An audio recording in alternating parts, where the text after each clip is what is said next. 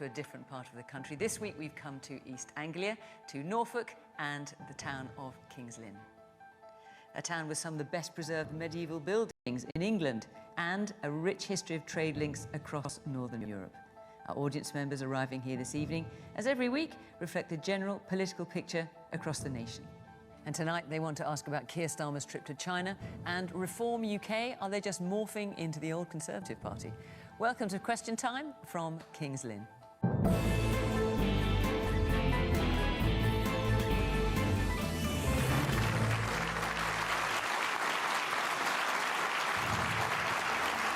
On the panel from the government, the Scottish Secretary Douglas Alexander, a key figure in the governments of Tony Blair, Gordon Brown and now Keir Starmer. He says we're living through serious times, but with serious leadership in Downing Street. James Cartlidge is the Conservatives' Shadow Defence Secretary, a former mortgage broker. He entered Parliament in 2015. He served as Courts Minister under Boris Johnson, but resigned in 2022 in protest at his behaviour. Jo Grady became the leader of the University and College Union in 2019, the daughter of a coal miner from West Yorkshire. She says attempts to block Andy Burnham's return to Westminster make Keir Starmer look weak and scared. And Konstantin Kisin is a podcaster, satirist and political commentator who's been described as an anti-woke libertarian. He says Reform UK offer the best hope for the country at the next election.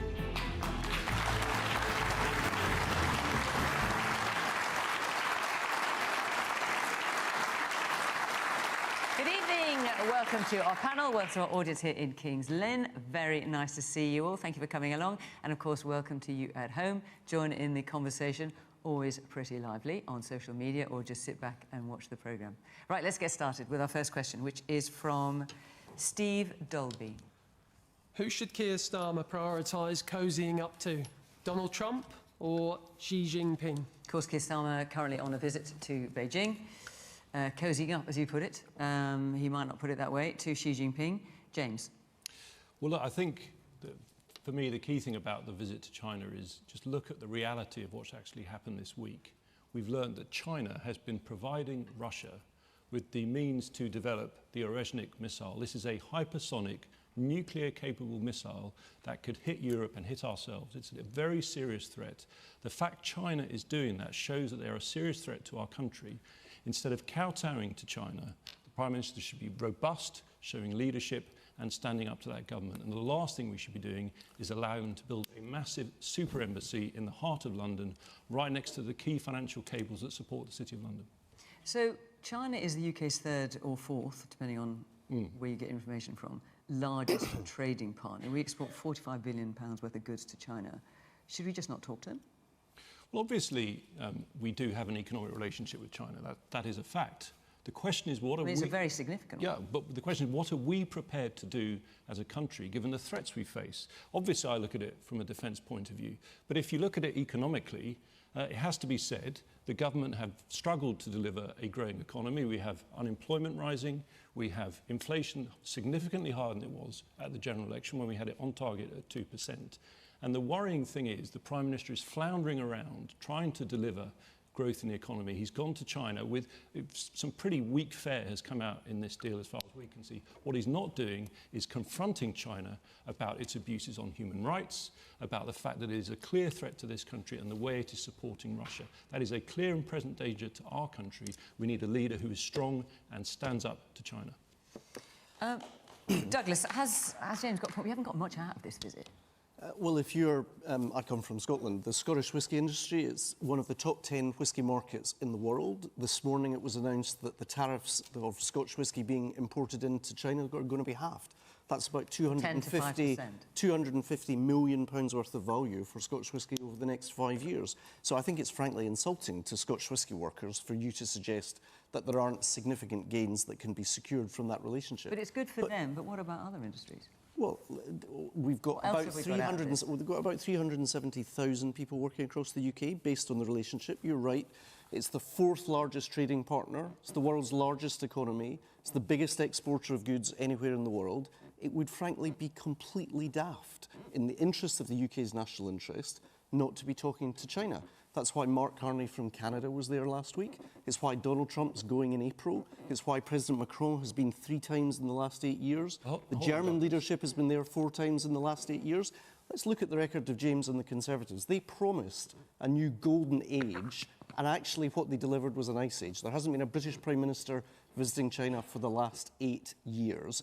If you are serious about making goods cheaper, delivering strong jobs here in the UK, and take seriously our defence and security needs, of course we have different relationships between China and the United States, but we should be engaging with both of these countries.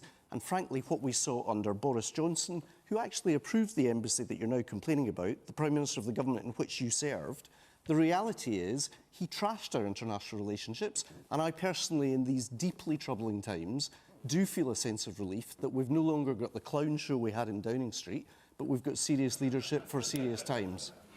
So,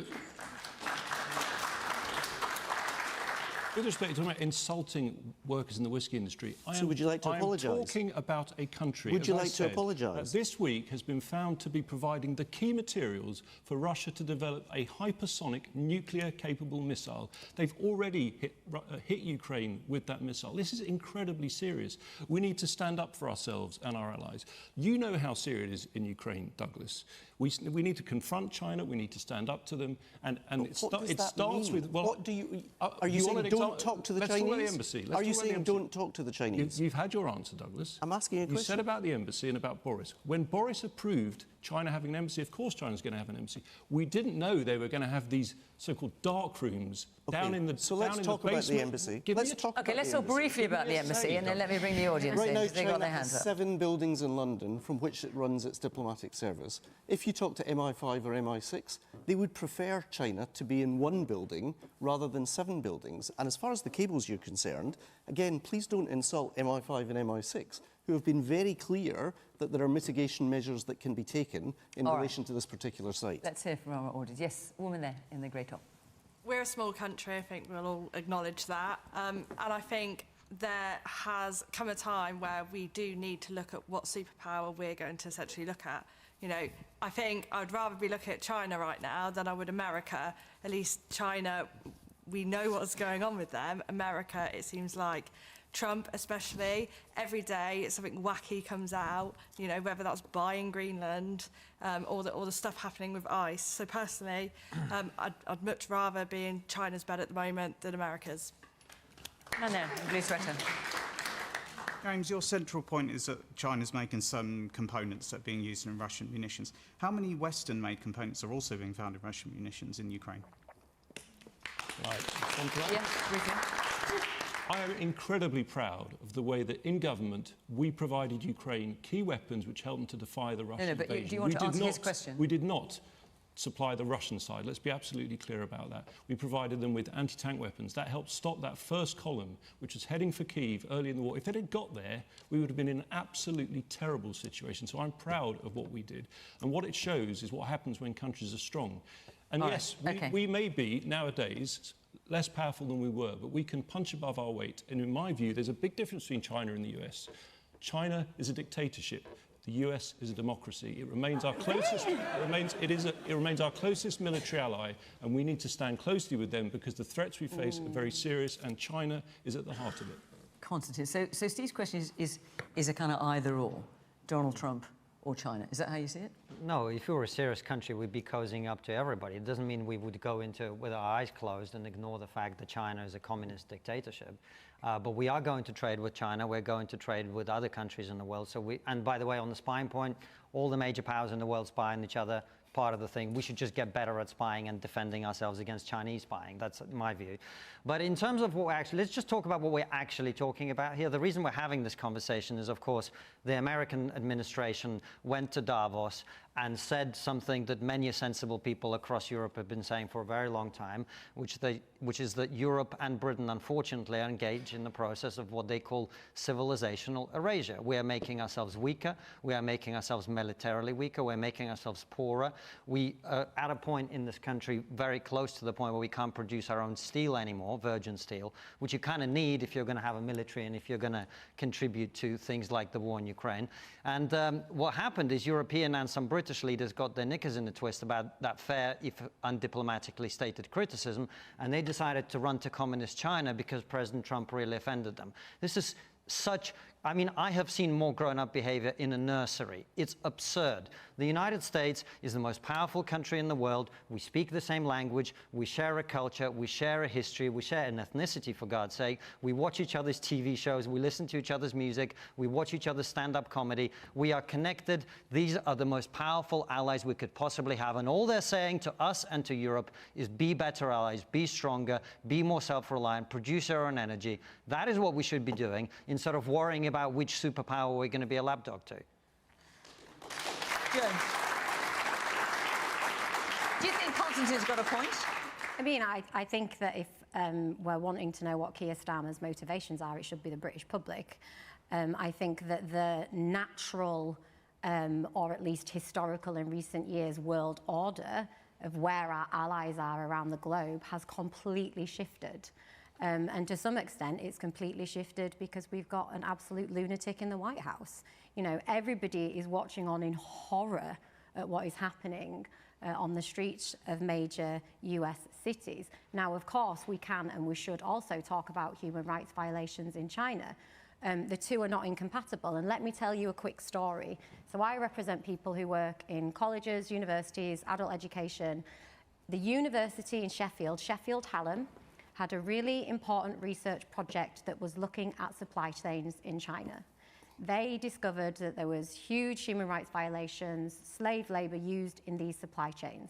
But because, as a country, under your government in particular, we have significantly underinvested in higher education. What does this mean? That we are completely, as the gentleman said earlier, completely reliant on international student fee income.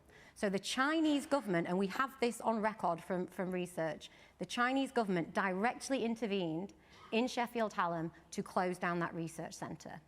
And they said that if you don't, we will not supply students to your university and you will financially suffer a penalty. So I think it's really important that as a country, we find a way to get ourselves off the hook to all manner of foreign interference, not just China. I think the extent to which we are complying and not criticising the US in this moment because of our over-reliance on our traditional relationship with the US is also a problem. So if we want Keir Starmer to be cozying up to anyone, it is us, the British public. It is investing in the things that we think are important, our education system, our NHS. We should have had, if you look at Norway, they are the trust fund brat of Europe because they kept their North Sea oil money. We sold ours, we privatised it. We've done the same with our national utilities. That is the biggest problem that we have. We are not self-sufficient because for years and years, we have not invested in our country. Man here in the front, on the right side.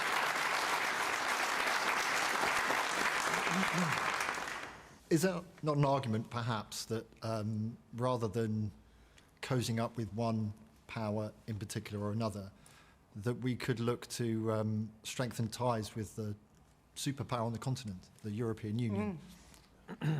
So that's exactly what we're doing. That's why we had the UK-EU summit last year. It's why in higher education we've rejoined the Erasmus Plus scheme to allow British and European students to be able to live, work and study in their respective countries.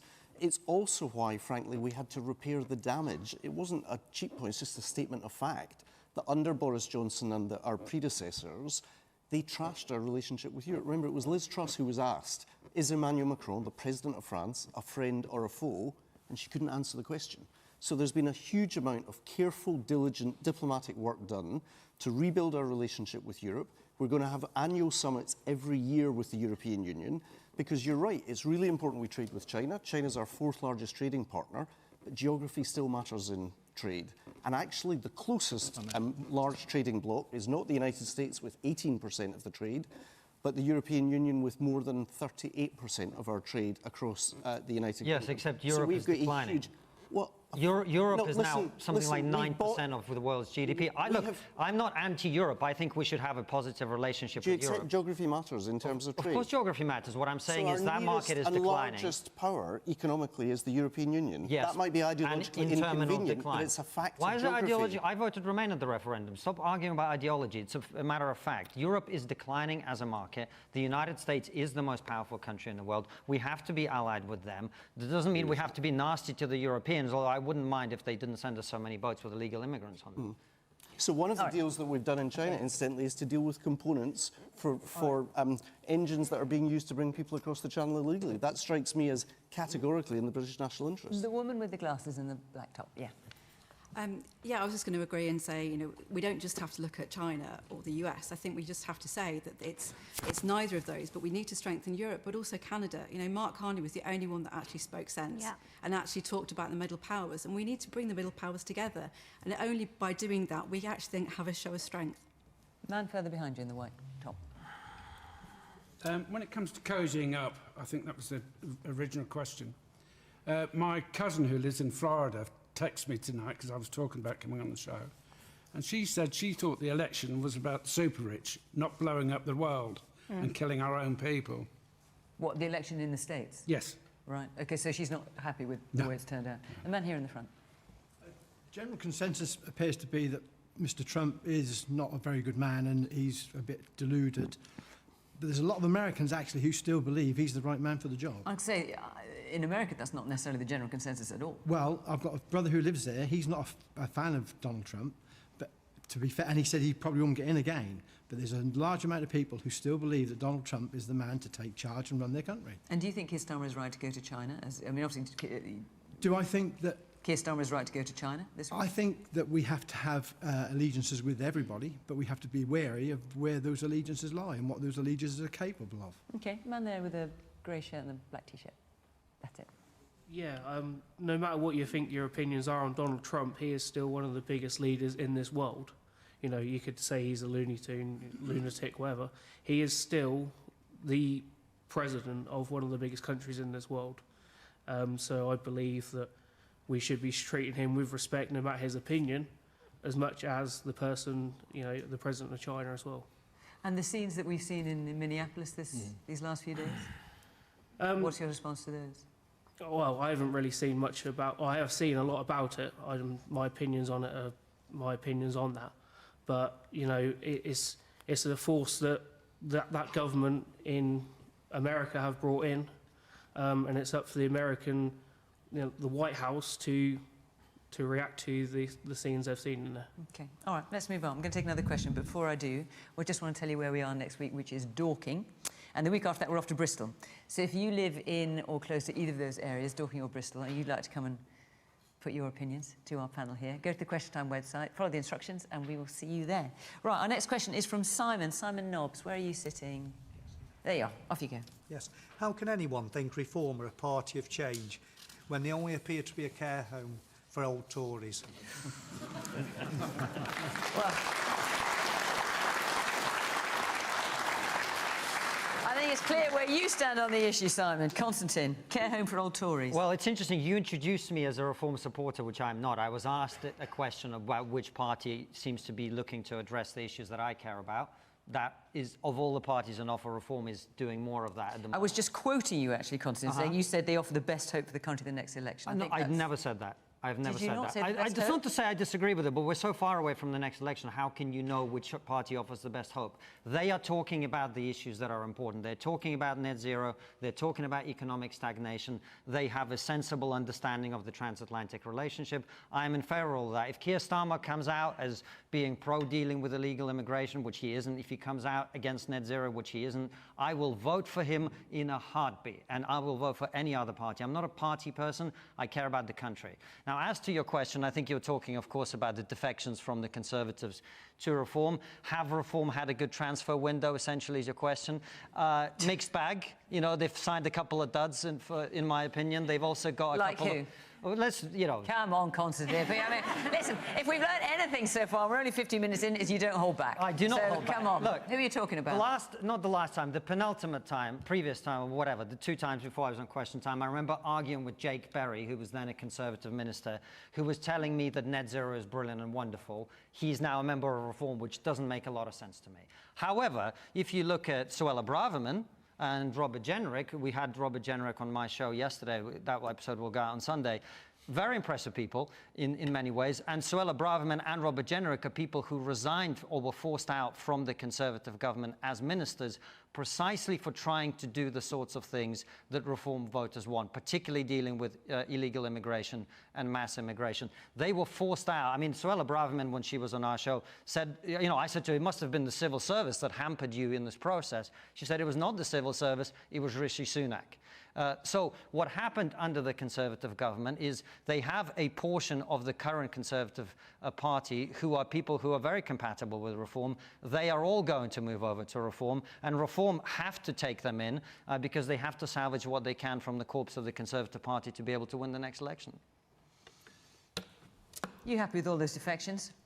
Well, I think let's get to the substance of this. Right? The biggest issue for the country at the moment is the economy. People are feeling the pinch from the cost of living. It's a big challenge. Unemployment is now rising, has been every month since the general election. And yes, they've defected to Reform. Reform is a party which, like all the others except the Conservatives, is currently pushing for more welfare spending. I actually think this is pretty much the most serious domestic issue. We're having a huge increase in the welfare budget. Many people who are not working, who we need to get into work. It's absolutely essential. And if we can do that and cut that spending, we can use it to cut taxes and drive economic growth instead of the very sluggish economy we have right now. So on the substance... Can I just point out the Representative Reform UK have been on this programme saying they want to cut welfare spending. They are committed, well, their official policy is also to remove the two-child cap that we introduced in government in order to control welfare spending. If you want to cut welfare, you have to take some very difficult decisions to do it. We did that in government, and we are prepared to do that in order to prioritise the economy. That's a massive difference between Kemi and Nigel Farage. So whatever people do, defecting, etc., to me it's the substance that matters, delivering for the public, delivering a stronger economy, and that is the positive agenda that Kemi has been setting out. But you cannot be happy seeing this trail of disaffected Tory MPs slagging off the Conservatives like there's no tomorrow, saying that you haven't got a hope in hell of winning the next election. Well, if you're going to defect, I guess you're not going to be positive about the party you've just left, are you? But I'm incredibly proud of our party. We governed through a very challenging period for the country. The pandemic followed immediately by the war. I'm proud of the decisions we took on rolling out the vaccine, the first country in Europe, the way we stood up to Russia alongside Ukraine. But by the election, clearly, we'd become disunited and we had a terrible result, our worst ever election result. And it's difficult to come back from that. And it is testing and challenging. But actually, Kemi, in recent weeks, has grown into the role. She's ahead of Farage in some opinion polls on who is the best leader. And I think she's done that by being a strong leader against Keir Starmer, forcing U-turn after U-turn. So many, I frankly lost count. So, I think Kemi has shown us a positive road forward. And I do think we will now grow strongly from that. Man here in the front. Hello. So, just to clarify, I voted Labour in the last election. I don't know who I'd vote for coming up to the next election. Probably wouldn't vote Labour again, but in response to Tories going over to Reform, they're watering down the party. Honestly, that's why I believe. I think they're going to bust in. They've had 14 years to change this country, and now they're deflecting to Reform to change the country. They had enough time to do it on themselves. Now, whether Reform's got the answers, I don't know. I have to see when it comes closer to the time who's saying what. They'll all change their positions. I'm sure Keir Starmer will start doing a lot of positive things to try and get us all on side as it gets closer. But let's not forget, he was freezing the pensioners, and that's what seems to be forgotten about and everything like that. So, yeah, I think the Tories are going to water down Reform, maybe as a subservice sort of thing, maybe to make sure they don't really get anywhere. But to be fair, I don't trust any of the parties whatsoever as far as that goes for all of them. Right, well, you heard it here, gentlemen. Man there in the blue shirt. Let them go, because it's about time the Tories woke up and smelt the coffee and realised that they've got to recapture the centre ground. You've got rid of all the people that I liked, the Ken Clarks and the Rory Stewarts. They're the people that I had respect for. I mean, it doesn't sound like Kemi's minded to go that way. I know, but they're stupid until they realise that that's what they've got to do if they ever want to get back into power. Because, those One Nation Tories, they were the heart of the Tory party. They've gone, and now I don't recognise that party any longer. Unless you recapture the centre ground, you're done for. So do you know where to place your vote then? I voted Labour. I thought I was going to get the Blair-Brown government again, which I thought was a fantastic government. This one doesn't seem to know what they're doing. They have no experience of business. They're trying to kill the goose that lays the golden eggs rather than feed the goose. I would now probably vote Liberal Democrat because that's the only place I can see the centre ground is still live. Okay. Right, yes. Woman here with the blonde hair. However, the Tories that have deflected, hadn't they had 14 years to make a difference to their party? And now they have deflected. What makes Reform think they're going to make a difference to the Reform Party? Douglas. So I get why people call them a retirement home for former failed Conservatives. I think 26 former Conservative MPs have joined, Suella Braverman, Robert Jenrick and others. But I think they represent something much more profoundly challenging than simply a care home for former Conservatives. Our Scottish Labour leaders called Anas Sarwar. If you look at the frankly disgusting racist adverts that Reform ran against Anas Sarwar in Scotland, you would recognise that they represent a politics of hatred, division and polarisation that I think should have no place and not be the choice of the people of the United Kingdom in the coming months. If you ask me what I really believe about our country, I think the poet Tony Walsh spoke for so many of us after the Manchester bombing when he described "This is the place." That was a poem that he wrote, and he said, "Some are born here, some are drawn here, but we all call it home." Those words are now in Manchester City's dressing room in Manchester. That vision of unity, of pride, of coming together speaks well to the kind of country that I want to live in. That is in direct contrast to what we get from Matt Goodwin, who's just been selected for the by-election in Manchester, who says of Tommy Robinson, in some respects, we're quite similar. We're better than that, and we deserve better than that in the United Kingdom. Well, listen, talking of the by-election, I mean, Reform is clearly a threat to the government, a threat to all the parties at the moment, leading in the polls and has been for well over 100 polls now. Andy Burnham thought he was your best chance of winning the Gorton and Denton by-election, but you refused to let him stand. We did, and that was more about the circumstances than the individual, because he's been elected to the Greater Manchester Mayoralty. He's got 2 more years still to run. He says you're blocking him. And lots of people think you're blocking him because you think he's going to be a threat to Keir Starmer. Let's start with whether he's being blocked. The specific rules of the Labour Party say if you're a sitting mayor, you have to ask the approval of the National Executive Committee. And their judgment was, frankly, given Reform are outspending Labour 10-1 at the moment, do we want to, as well as the critical elections in Scotland and Wales and across England, be fighting the equivalent of, 20-plus by-elections in Manchester at the same time, with all of the cost, energy and effort that that would involve? So in that sense, they had to reach a judgment. They made the judgment, but Andy's committed himself to working hard for the Labour candidate. And my appeal to you this evening would be, even if you are frustrated with the Labour government, I understand that and I get that, please, in this by-election, recognise how we need to stop Reform from bringing that politics of polarisation and division to the heart of Westminster. Let's remember Sarah Potchin, who was elected by just 4 extra votes over the Labour candidate in Runcorn. She's the woman who complains that when she watches adverts on television, she saw too many, black and Asian faces. We don't need that kind of politics tearing our country apart. We need to come together, yes, focus on the economy, but make sure that we work together rather than not only have a retirement home for failed Conservatives, but bring in a much darker form of politics in this country than we've seen before. I'm not sure if it's much for pitch, though, is it? You might not want us, but at least we're better than that. Well, we recognise people want change, but the reality is change takes time after those 14 years. I know you don't support the decision to block Andy Burnham. No, I think the decision is really embarrassing for Labour. I think any team needs its best players on the pitch, and by any measure, Andy Burnham is one of Labour's best. With Reform growing every day, the very concern that Labour says they're worried about in Manchester, Labour would be stupid, I think, not to platform somebody who clearly connects with working class people, as Andy Burnham has, who marvellously represented the city of Manchester during the pandemic when the Conservative government wouldn't fund our regions properly, and who has shown, that you can nationalise buses, you can put the very kind of engines of our city to work for people. Man in the black sweater there in the middle. The Labour Party didn't win the last election. The Conservatives lost it. And what a mess we are in now. What I say is, why don't we give Reform the chance to put things right? And what do you make of Simon's point that how can anyone think they're a party of change when they only appear, in his words, to be a care home for old Tories? Totally disagree. Totally disagree. Reform needs somebody with them with the experience, somebody from Westminster. But before a lot of those joined them, personally I thought that Reform wasn't the party to take over, but I think they've got another 2 or 3 years, whatever it is, to become that party that will run the country. Okay. Woman here in the olive-coloured top. I think a lot of the Tories who defected to the Reform Party were always perhaps racist and wanted to push an agenda that was disgusting, frankly, but they've just found a party that they could do it with.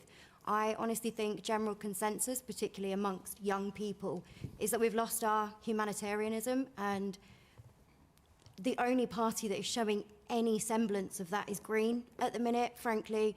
And we're so fixated on the economy, on wealth, on so many other things, but we're just neglecting the fact that we are all humans and that we are not looking after one another. And none of Labour, Tories, Reform, none of you offer that security, particularly to young people who are so exasperated with just generally the state of the world and how we are treating each other. Okay. Listen, they're not here to defend themselves, but I expect the Conservatives you refer to would deny that they are racist and would take issue with that. Yes, Konstantin. Can I make just a couple of points? First of all, the gentleman mentioned that the Conservative Party need to tend to the centre ground. They tended very well to the centre ground, which is why they got thrashed in the last election, losing millions of votes to Reform and millions more votes to people who simply didn't come out and vote at all. So Rory Stewart is not going to save the Conservative Party, I'm afraid. As for, I'm not in the business of giving the Labour Party free advice, but I will give some, and perhaps as an immigrant myself and someone who voted Remain at the referendum, I can say this without being shouted down. The attempt to paint your political opponents as being intolerant and bigoted is something that never worked, but people tried it around the referendum. You called half the country racist, that didn't work. Then you called people racist again, that didn't work. The Reform Party, like every other party, has a mixture of people within it. It has a man in it at a senior position called Zia Youssef. Their candidate for the mayor of London is a Muslim. I mean, what are you talking about? All of this politics of division that you talk about is what you did to this country. Let me finish. This is what you did to this country. Under your government, under the Blair government, you brought more people into this country in 10 years than had come between 1066 and the Battle of Hastings and 1950. You brought more people into this country in 10 years than had come in a millennium. And then the Conservative government came in and repeated this and went further. When I came to Britain in 1996, 55,000 people a year net came to this country legally. Today, that is the number of people who come here illegally every year. That is what you've done to this country. So when you talk about the politics of polarization, you did this to this country, you created it, and you're going to reap the whirlwind of the next election. Let me answer you, Konstantin. Because Konstantin, we have a fundamentally different view. Clearly. So Rishi Sunak is no political friend of mine. He was the Conservative leader of the country, as you know. When Fraser Nelson put it to you that Rishi Sunak is absolutely English, I said he's what British. did you reply? I said he's British. You said he's a brown Hindu. No, that's not what I said. I said he's British. I said he's British, just like me. I'm not English. Those are the words you used. What I said is, we can hear the code. There's a difference between a British... brown Hindu. May I be allowed to say what I said?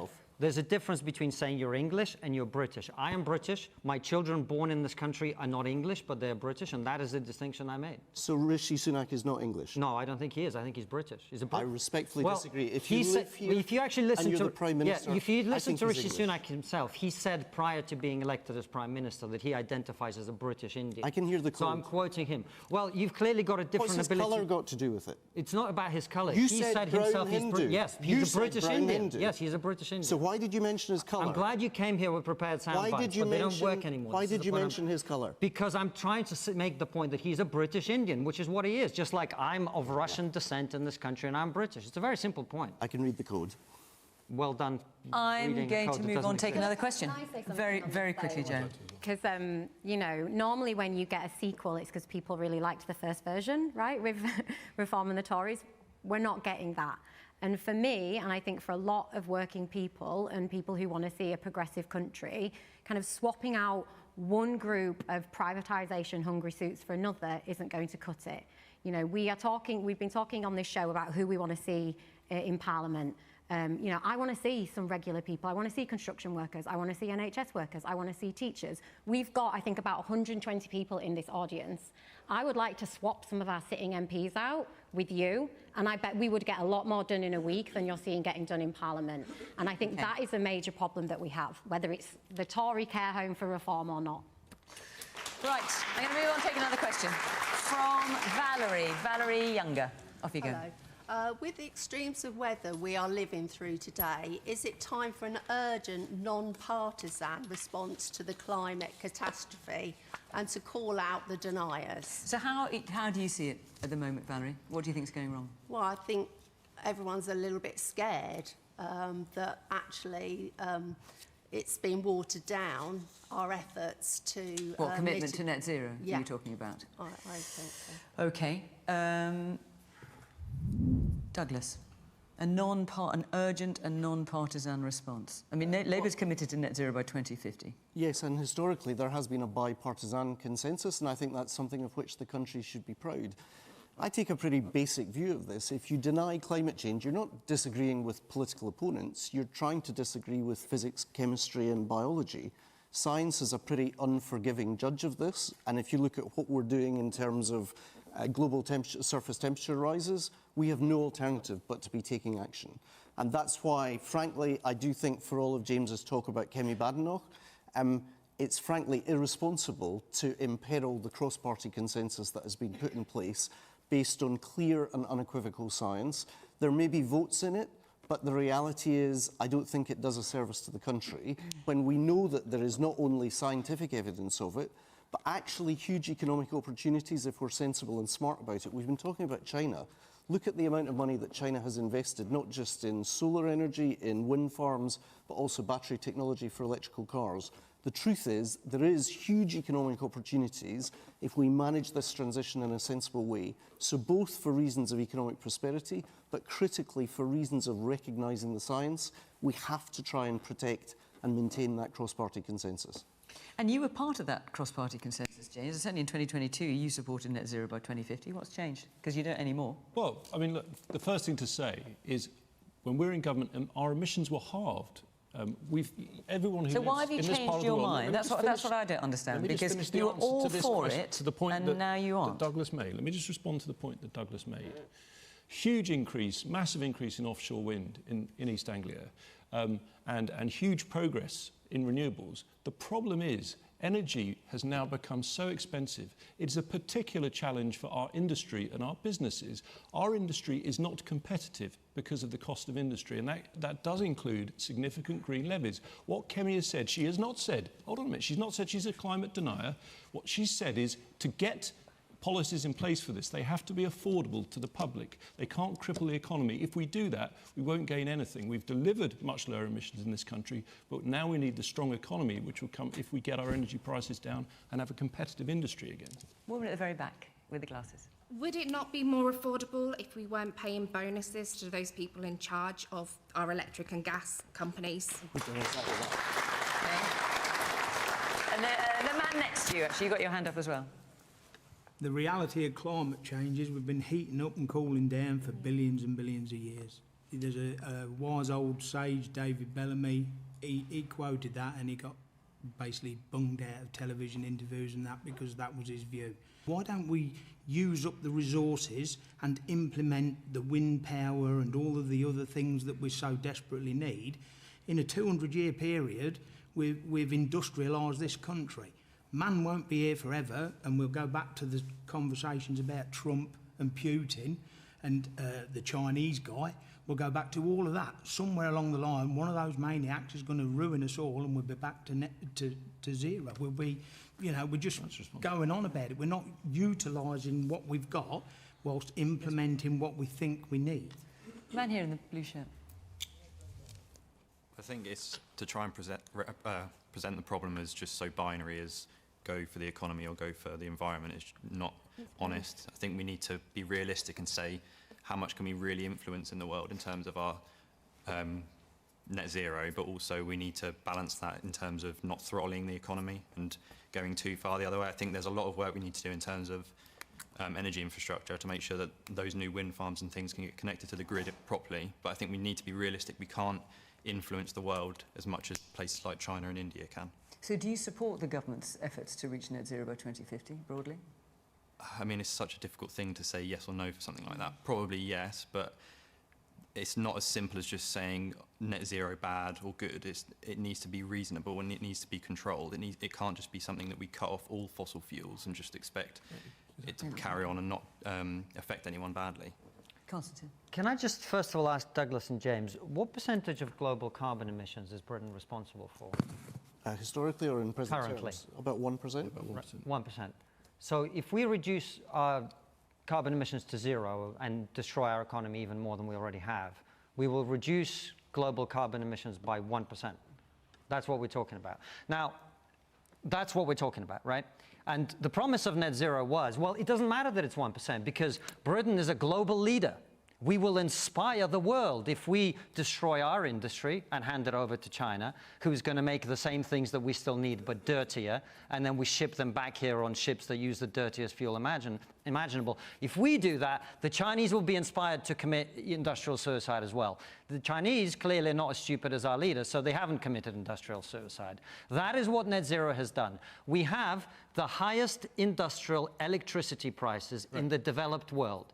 That means we basically cannot make anything in this country anymore. And we will not be able to make anything in this country anymore until we let go of this ridiculous idea that we will inspire other people to jump off a cliff like lemmings because we did. It doesn't work. It's not going to deliver prosperity. And James talks about we need a strong economy and we need net zero. Those two things are incompatible. You can't have both. So either you choose to make your people prosperous, or you choose to pursue. If that's not what you said, then forgive me. I thought what you said is we need both of those things, and I'm saying we can't have both of those things. We're going to have to abandon completely the idea of net zero. We can definitely continue to invest in new technology, and we should be pursuing newer, cleaner, cheaper forms of energy. But the number one priority of government policy going forward should be to deliver the cheapest possible, reliable, abundant energy that we can, so that A, our industry can thrive, and B, so that you are not paying ridiculous electricity and gas prices because we have some of the highest energy prices for consumers in the world as well. Net zero is industrial suicide, and we've been committing it for far too long, and it has to end. Yeah.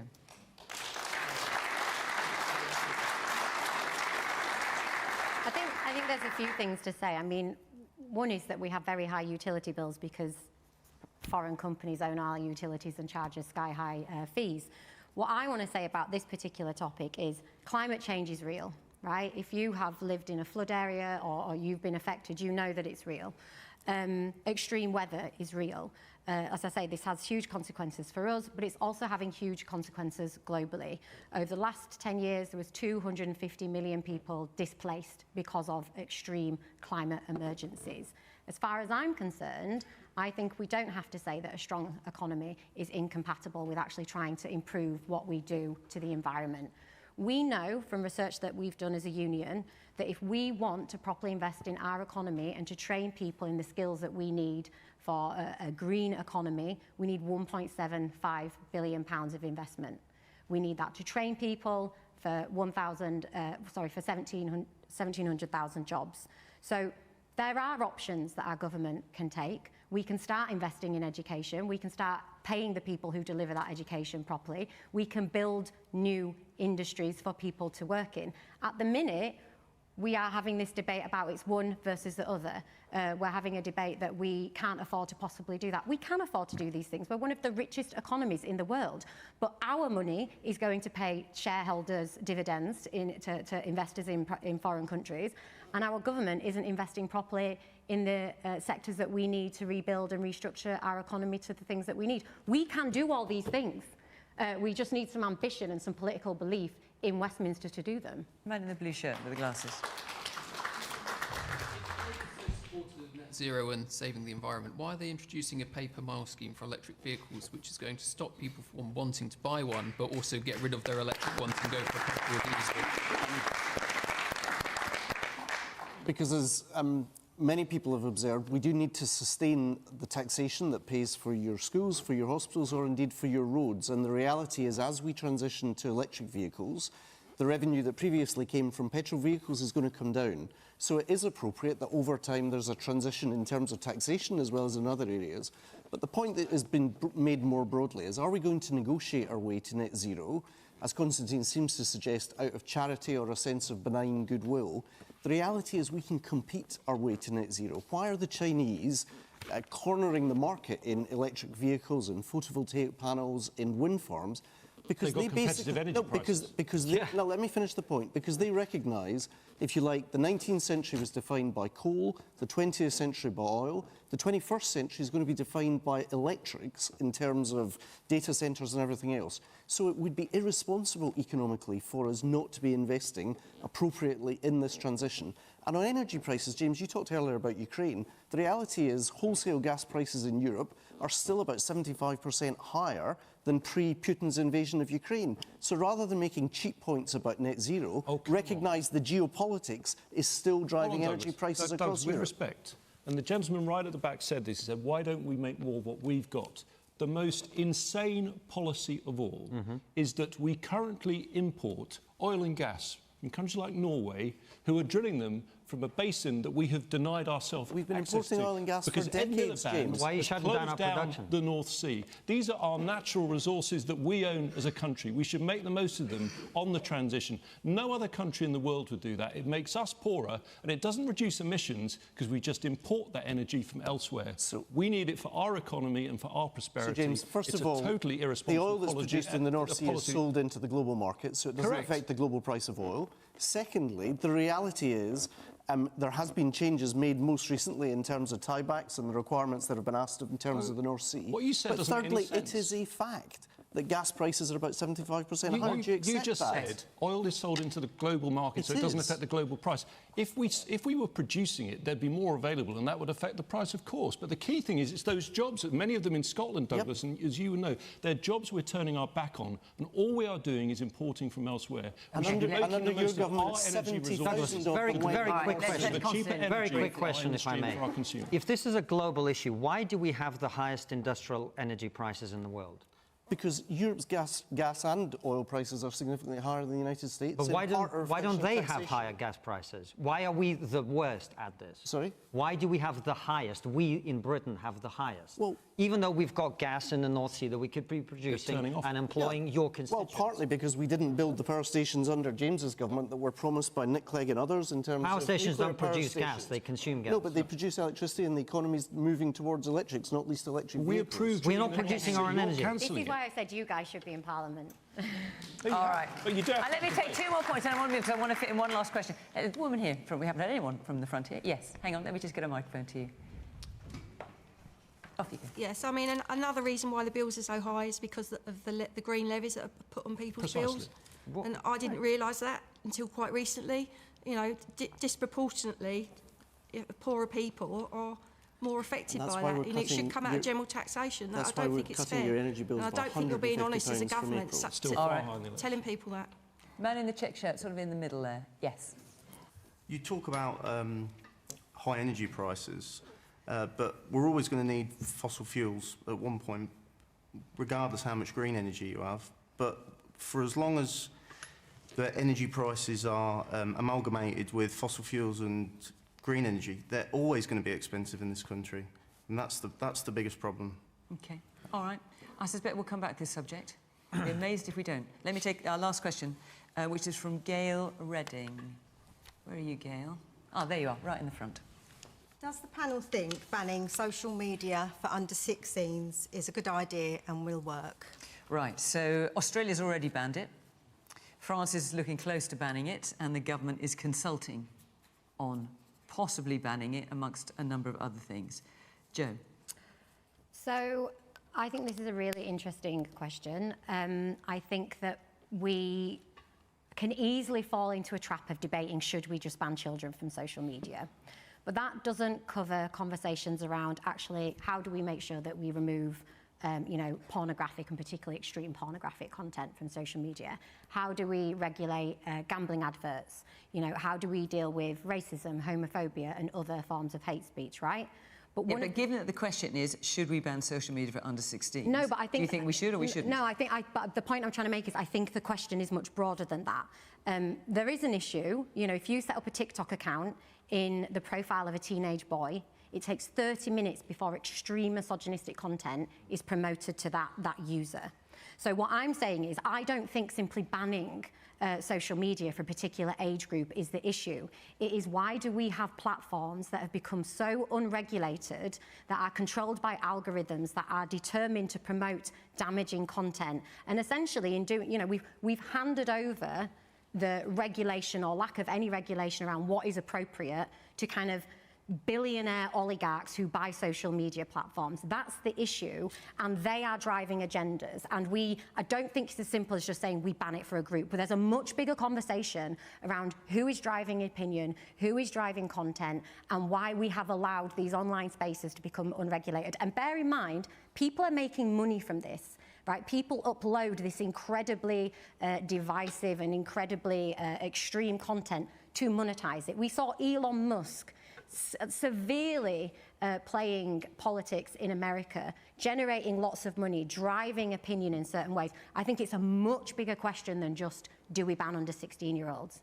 So, Douglas, presumably this is something the government is considering, because although you've got the Online Safety Act, Yep. I know you had some success with Grok in terms of its sort of new defined pictures and getting a row back on that. But I assume the government is looking at it because there's just so much of this stuff that Joe's talking about, that actually the only way to try and sort it out may be simply just to ban it. So honestly, my sense is this conversation is happening pretty much everywhere in the country. It's happening around the kitchen table and in families and living rooms across the country. We had a conversation about it at the Cabinet on Tuesday morning.